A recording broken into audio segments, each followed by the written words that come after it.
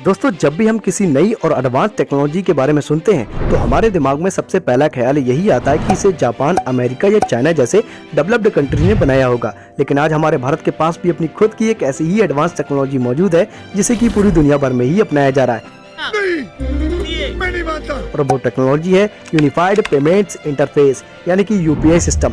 इसको किसने बनाया और इसकी शुरुआत भारत में कब से हुई और आने वाले समय में यूपीआई 2.0 में जो बेहतरीन फीचर आने वाले हैं वो कैसे इतिहास रचेंगे।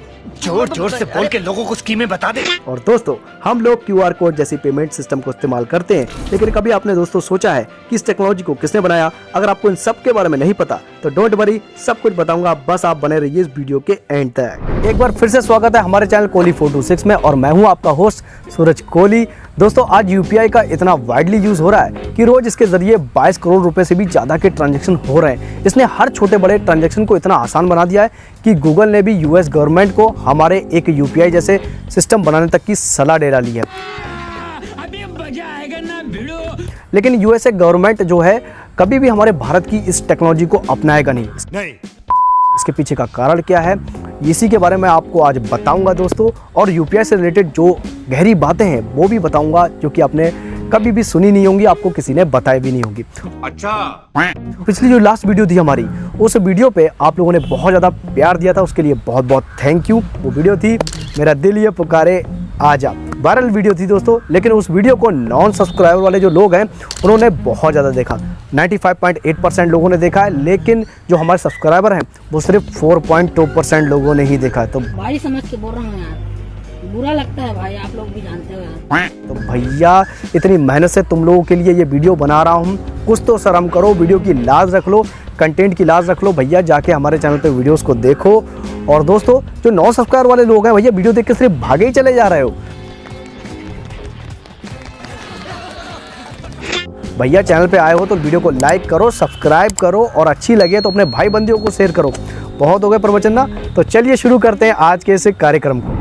दोस्तों, अगर हम देखें तो इंडिया में यूपीआई को 11 अप्रैल 2016 में ही लॉन्च कर दिया गया था और ये एनपीसीआई यानी कि national payment corporation of India और भारतीय रिजर्व बैंक द्वारा शुरू किया गया ऑनलाइन पेमेंट करने का एक नया तरीका है जो छोटे बड़े बैंक के लेन देन को आसान बनाता है। इसके माध्यम से हम किसी भी मोबाइल प्लेटफॉर्म का उपयोग करके अपने पैसे को एक बैंक खाते से दूसरे बैंक खाते में तुरंत आसानी से भेज सकते हैं, क्योंकि दोस्तों यूपीआई सिस्टम को भारतीय रिजर्व बैंक द्वारा कंट्रोल किया जाता है। लेकिन दोस्तों, पिछले कुछ सालों में इसके अंदर एक इनक्रेडिबल ग्रोथ देखने को मिली है। आज इंडिया में 30 करोड़ लोगों से भी ज्यादा यूपीआई का इस्तेमाल कर रहे हैं और हर महीने इसके जरिए 10 लाख करोड़ से भी ज्यादा के ट्रांजैक्शंस होते हैं। लेकिन अब सवाल ये आता है कि इतने कम समय में यूपीआई की इस जबरदस्त ग्रोथ की पीछे की वजह क्या है।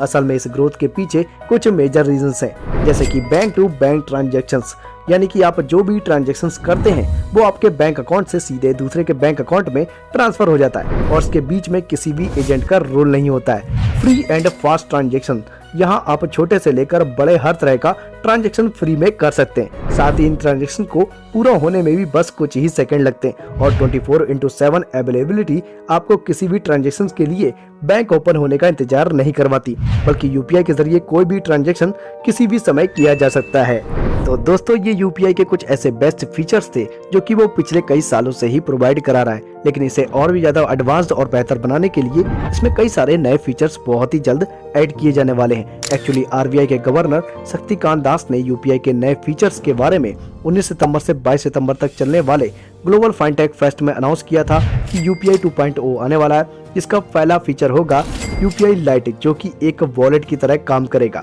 और इसमें आप मैक्सिमम 2000 रुपए तक रख सकते हैं। यूपीआई लाइट का फायदा ये होगा कि यहाँ से आप छोटे छोटे ट्रांजैक्शन कर पाएंगे जिनकी मैक्सिमम लिमिट 200 रुपए तक होगी। साथ ही ये ट्रांजैक्शन आप बिना किसी इंटरनेट कनेक्शन के भी कर पाएंगे, जो कि एक रेवोल्यूशनरी बदलाव होगा।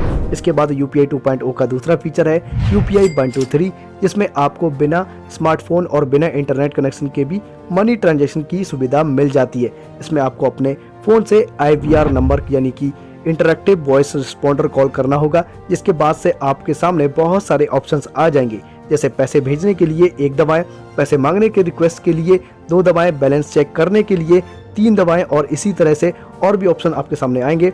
अब आप इनमें से अपनी जरूरत के अकॉर्डिंग कोई भी ऑप्शन चुन सकते हैं। मान लीजिए आपको पैसे सेंड करने हैं, तो फिर आपको नंबर 1 का ऑप्शन प्रेस करना होगा। उसके बाद से जिस नंबर पर सेंड करना चाहते हैं उसे एंटर करना होगा। फिर आपको जितना भी अमाउंट सेंड करना है वो डालना होगा। इसके बाद से पेमेंट को वेरीफाई करने के लिए आपसे यूपीआई पिन एंटर करने के लिए कहा जाएगा और इस तरह से पिन एंटर करने के बाद से आपकी पेमेंट सक्सेसफुल हो जाएगी। और दोस्तों ये प्रोसेस इतना आसान है कि कोई भी गांव का अनपढ़ व्यक्ति भी बेहद आसानी से इसका यूज कर पाएगा। खैर चलिए दोस्तों, अब बढ़ते हैं यूपीआई 2.0 के तीसरे फीचर की ओर, जो कि है यूपीआई प्लस क्रेडिट कार्ड। यानी कि अब ऐसा सिस्टम आने वाला है कि हम अपने यूपीआई से क्रेडिट कार्ड को भी जोड़ सकते हैं। असल में अब तक हमें यूपीआई से सिर्फ डेबिट कार्ड या फिर बैंक को जोड़ने की ही सुविधा मिलती थी, लेकिन UPI plus credit card feature credit card transaction को हद से ज़्यादा आसान बना देगा। तो दोस्तों ये थे यूपीआई के कुछ बेहतरीन और एडवांस फीचर, जिन्हें देखने के बाद से बहुत से देशों ने इसे अपनाने का फैसला किया है और इसके लिए कई देशों ने एनपीसीआई यानी कि national payment corporation of India के साथ में कॉन्ट्रैक्ट भी साइन किया है। एनपीसीआई के अकॉर्डिंग आने वाले दिनों में फ्रांस, बेल्जियम, लक्समबर्ग, स्विट्जरलैंड और नेदरलैंड में यूपीआई ट्रांजैक्शन की फैसिलिटीज अवेलेबल हो जाएगी। इसके अलावा पहले से ही UK, UAE, Singapore, Malaysia, Thailand, Hong Kong, South Korea, Japan और ओमान जैसे कई बड़े देश हमारे इस यूपीआई सिस्टम को एक्सेप्ट कर चुके हैं। लेकिन एक तरफ जहां पूरी दुनिया में हमारे इस टेक्नोलॉजी की जमकर तारीफ हो रही है और दुनिया के सभी बड़े बड़े देश इसको अपना रहे हैं, वही एक देश ऐसा भी है जो कि यूपीआई के बारे में बात तक नहीं कर रहा है। वो देश है अमेरिका। आखिर ऐसी क्या वजह है कि एडवांस टेक्नोलॉजी की फील्ड में हमेशा 2 कदम आगे रहने वाला यूएसए यूपीआई के खिलाफ है? असल में देखा जाए तो इसके पीछे कई अलग अलग रीजंस हैं, जिसमें से सबसे पहला और बड़ा रीजन है कि यूएसए के फाइनेंशियल मार्केट को वहां की सरकार नहीं बल्कि वहां के बैंक्स और फाइनेंशियल इंस्टीट्यूशन कंट्रोल करते हैं। और इस वजह से गवर्नमेंट अगर कोई ऐसी टेक्नोलॉजी लोगों के बीच इंट्रोड्यूस करे जो कि उन्हीं के फाइनेंशियल सिस्टम को हिलाने का दम रखती हो, तो ऐसे में ये उनके बैंक और फाइनेंशियल इंस्टीट्यूशन के लिए खतरा बन सकता है। दोस्तों असल में यूपीआई की सबसे अच्छी बात तो यह है कि इसके जरिए होने वाले ट्रांजैक्शन रियल टाइम होते हैं और वो भी जीरो कॉस्ट पर। और दोस्तों जीरो कॉस्ट ही वो वजह है कि अमेरिका यूपीआई को अडॉप्ट नहीं करना चाहता, क्योंकि वहाँ के बैंक्स को इससे अपनी मोनोपोली खत्म होने का खतरा महसूस हो रहा है। असल में बात तो ये है कि वहाँ के लोग अपने डे टू डे ट्रांजैक्शन के लिए फिजिकल कार्ड जैसे कि डेबिट कार्ड और क्रेडिट कार्ड का यूज करते हैं और ये फैसिलिटी उन्हें वीजा और मास्टर कार्ड जैसी अमेरिकन कंपनीज ही प्रोवाइड कराती हैं। ये कंपनियां हर ट्रांजैक्शन के ऊपर वेंडर कार्ड से कमीशन चार्ज करती हैं और यही उनकी कमाई का मुख्य जरिया होता है। ऐसे में यूपीआई जैसी फ्री पेमेंट सिस्टम को अमेरिका में इंट्रोड्यूस करा दिया गया तो फिर ये मास्टर कार्ड और वीजा जैसी बड़ी बड़ी कंपनियां पूरी तरह से घाटे में चली जाएंगी। वैसे अगर हम यूएसए में bank to bank digital transaction की फैसिलिटी देखें तो फिर फेडरल रिजर्व बैंक द्वारा बनाई गई new instant payment service FedNow इस टाइम काफी चर्चे में है, क्योंकि जैसे हम इंडिया के अंदर एनईएफटी आरटीजीएस के थ्रू फंड ट्रांसफर करते हैं, वैसी ही सर्विस यूएसए में फ्राइड नाउ भी देती है। लेकिन यूपीआई के सामने इसके बहुत सारे लिमिटेशन हैं, जैसे कि इस मेथड से पैसे ट्रांसफर करने के लिए आपको सबसे पहले सामने वाले बैंक के मल्टीपल डिटेल्स लेकर भरने पड़ते हैं, जो कि यूपीआई में सिर्फ फोन नंबर के जरिए हो जाता है। साथ ही इसके अलावा क्यूआर कोड को स्कैन करने जैसी बेहतरीन सुविधा भी आपको फ्राइड नाउ में नहीं मिलती है और फ्राइड नाउ के अंदर इसी तरह के बहुत सारे लिमिटेशन हैं। इसके अलावा अमेरिका के द्वारा यूपीआई को ना अपनाने का रीजन ये भी है कि यूपीआई एक ओपन सोर्स प्लेटफॉर्म है। इसका मतलब यह है कि बैंक चाहे बड़ा हो या छोटा, वो बहुत आसानी से खुद को यूपीआई पर रजिस्टर कर सकता है। यानी कि यूपीआई को अगर यूएसए में अवेलेबल करा दिया गया तो फिर वहाँ सभी बैंक्स के ऑनलाइन पेमेंट फैसिलिटीज एक हो जाएंगी। इन अदर वर्ड, छोटे और बड़े बैंक के सर्विस में कोई फर्क रहेगा ही नहीं।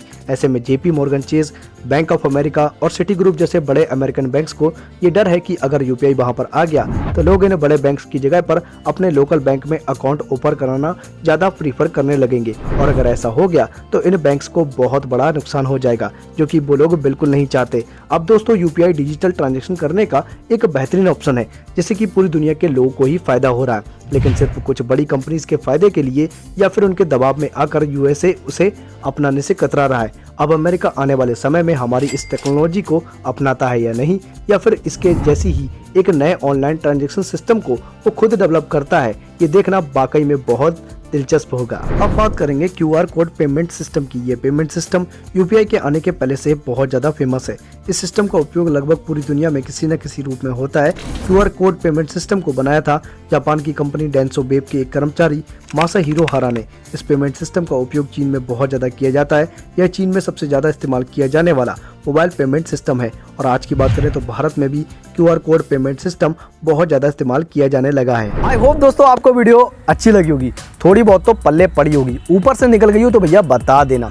अच्छी लगी हो तो भैया लाइक कर देना, और बहुत ज़्यादा अच्छी लगी हो तो भैया अपने भाई बंधु सगे संबंधियों को शेयर कर देना, और उन लोगों को भी जानने का मौका मिले भैया कि जो यूपीआई की टेक्नोलॉजी है वो हमारे भारत की है। दोस्तों कमेंट सेक्शन में ज़रूर बताना कि इसके बारे में आपको पता था या नहीं, और ये भी बताना कि हमारी वीडियो को तुम लोग कहाँ से देख रहे हो, ज़रूर बताना भैया।